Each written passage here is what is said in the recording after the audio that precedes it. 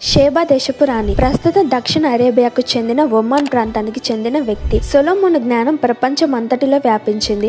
ఆ వార్త షేబా దేశపు రాణి వరకు చేరింది. ఆమె సొలొమోను యొక్క గొప్ప జ్ఞానాన్ని గూర్చి విని కఠినమైన ప్రశ్నలతో అతన్ని పరీక్షించడానికి దూర ప్రయాణం చేసి యెరూషలేముకు వచ్చింది. మొదటి రాజులు 10వ అధ్యాయం 1 నుండి 13 వచనాల్లో ఈ సంఘటన వివరించారు. ఆమె వంటలపై సుగంధ ద్రవ్యాలు, విస్తారమైన బంగారం మరియు రత్నాలతో కూడిన గొప్ప పరివారాన్ని తీసుకుని వచ్చింది. సొలొమోను ఆమె ప్రశ్నలన్నింటికీ సమాధానం చెప్పాడు. అతనికి మరుగైనది ఏదీ లేదు. అతని జ్ఞానాన్ని, అతను నిర్మించిన రాజభవనాన్ని, అతని బల్లపై ఆహారాన్ని, అతని అధికారుల ఏర్పాటును, వారి దుస్తులను మరియు యెహోవా మందిరంలో అతను అర్పించిన దహన బలులను చూసి ఆమె ఆశ్చర్యపోయింది. నేను నా దేశంలో విన్న కీర్తి, జ్ఞానం గురించిన వార్తలు నిజమే, కానీ అందులో సగం కూడా నాకు చెప్పబడలేదు. నీ జ్ఞానము, ఐశ్వర్యము నేను విన్న దానికంటే ఎంతో గొప్పది అని చెప్పింది. అతని ప్రజలు ధన్యులని చెబుతూ అంతటి జ్ఞానాన్ని ఇచ్చిన యెహోవాను స్తుతించింది. ఆమె సొలొమోనుకు 240 మణుగుల బంగారం, సుమారు 9 టన్నుల వరకు బంగారం, విస్తారమైన సుగంధ ద్రవ్యాలు మరియు రత్నాలను బహుమతిగా ఇచ్చింది. సొలొమోను కూడా ఆమె కోరినవన్నీ తన రాజ వైభవానికి తగిన బహుమతులతో పాటు ఆమెకు ఇచ్చి పంపాడు.